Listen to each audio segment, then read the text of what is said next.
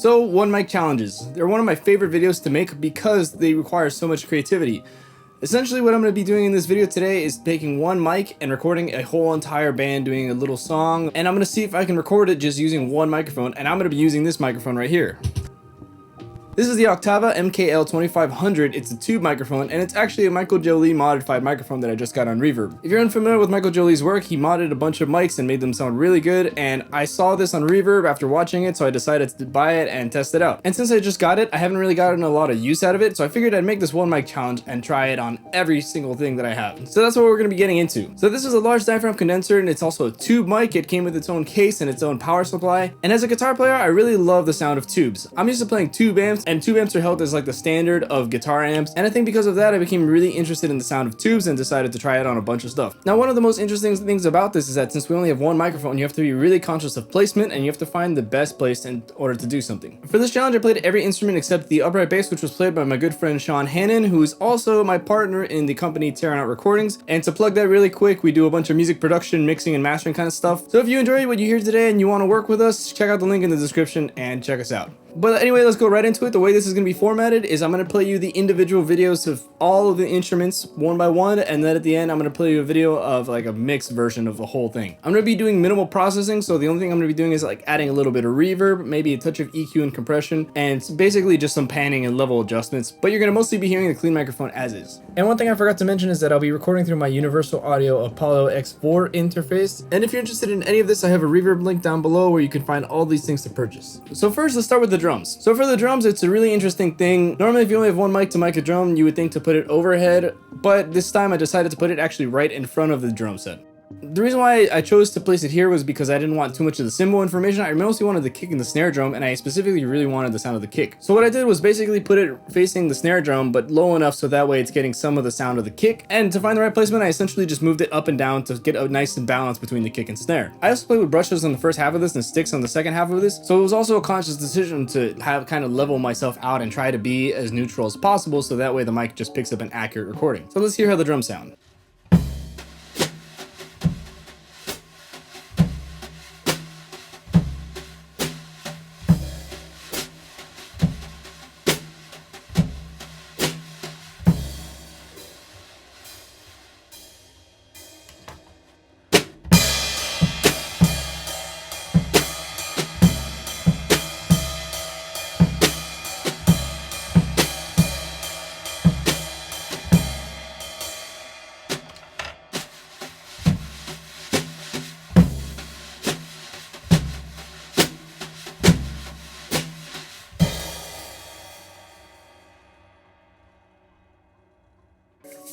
So then I decided to add some percussion.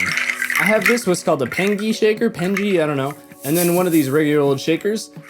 For that, I kind of just had it facing the shakers, and I just kind of played the shakers right in front of the microphone, giving it a few distance so that it's not too bassy because of the proximity effect.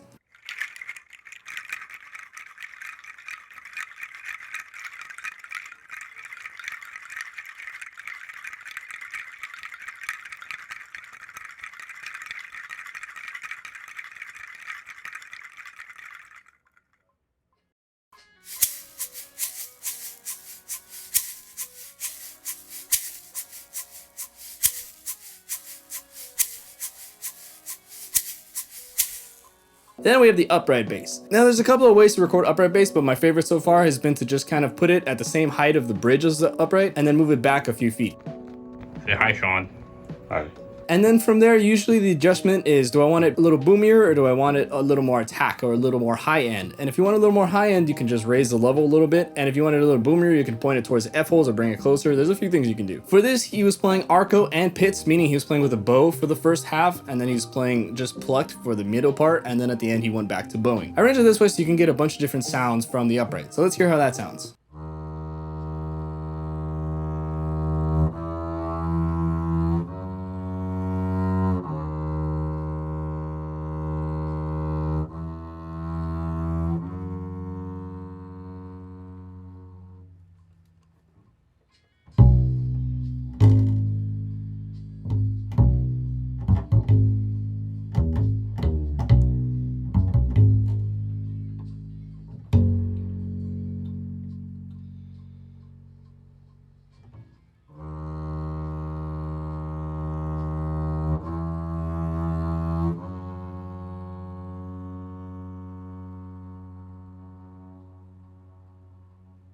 So then next we have our guitars. For the guitars I use a Fuji and Telecaster that's actually in drop D standard tuning. I had a video on that recently where I talked a little bit about that. And then I had my D'Angelico XLSS that was in standard tuning. For this I just had the mic right in front of the cabinet. I usually like it not in the center of the cone but really off to the sides. I actually had it to the very edge, but actually for this it felt a little too dark, so I brought it a little closer. So it's about halfway between the center of the cone and the outer part of the cone.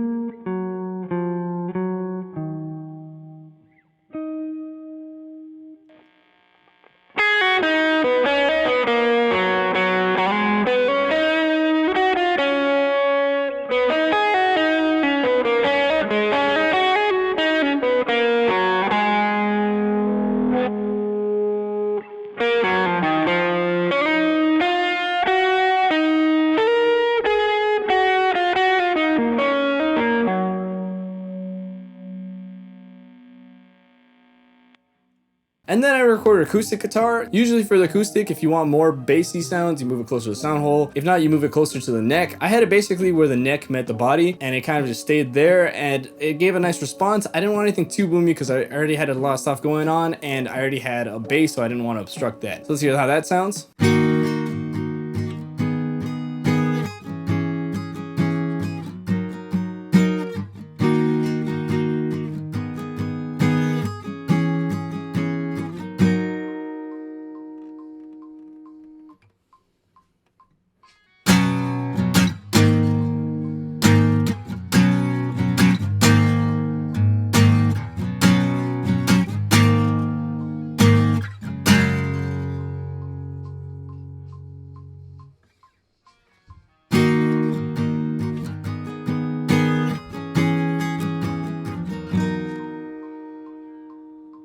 And then finally we have the vocals. I am not a singer and I am sorry for what I'm about to show you, but what I'm gonna do is I'm gonna play all three of the vocals at the same time for you. I did sort of like a background harmony kind of thing. So I'll just play you that so you don't have to hear the painful individual voices. Sorry about the intonation. Again, not a singer, terrible breath support. I'm really out of shape, but here's how the vocals sound.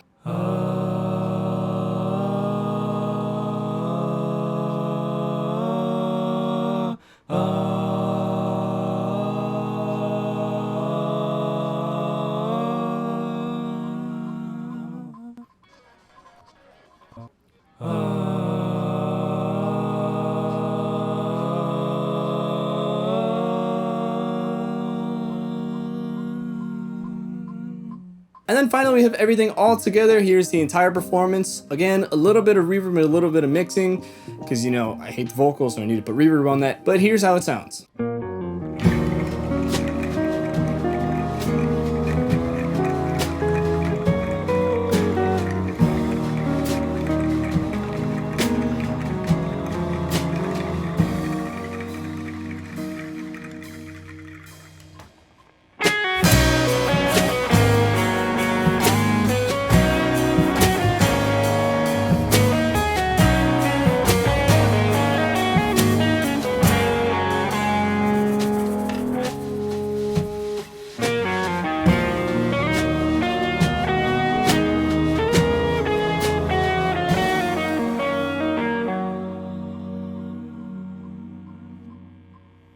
So all in all, this mic is not bad. I really like this mic and it was actually very, very affordable. I'm gonna be using this mic a lot for many different things, so stay tuned in the future. If you do want to see another one mic challenge, I have the Royer R10 one mic challenge where I did basically the same thing but the Royer R10 mic, so if you're interested, check that one out. But anyway, if you made it this far, thank you so much for watching. If you've enjoyed this, please like and subscribe. There's more coming your way, and thanks for making it to the end of the video. I'll see you in the next one. Take care.